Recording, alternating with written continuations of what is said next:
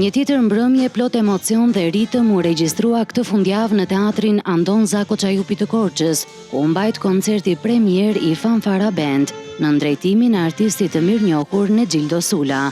Banda solli një repertor të larmishëm duke ndërthurur tingujt tradicional me motive moderne që ngjallën entuziazëm tek publiku korçar. Duke pasur parasysh që në qytetin ton ka një kast artistësh të veglave instrumentave të frymës që janë mjaft virtuoz, menduam që një pjesë prej tyre të mblidheshim dhe të krijonim këtë fanfarën tonë. Një reagim shumë emocionues, na ka emocionuar të gjithëve dhe shpresoj që të jetë në rritje kërkesa për këtë lloj muzike. Ishte kënaqësi e madhe që të formohet një lloj bande e tillë, qyteti ka nevojë për këtë lloj muzike.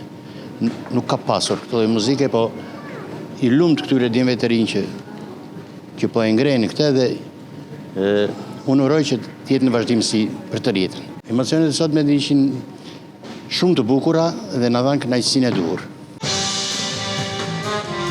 Ky aktivitet ishte pjesë e një kalendari të pasur kulturor që synon të promovojë artistët vendas dhe të sjellë më afër komunitetit performanca me cilësi artistike duke e kthyer Korçën në një qendër të jetës muzikore dhe kulturore.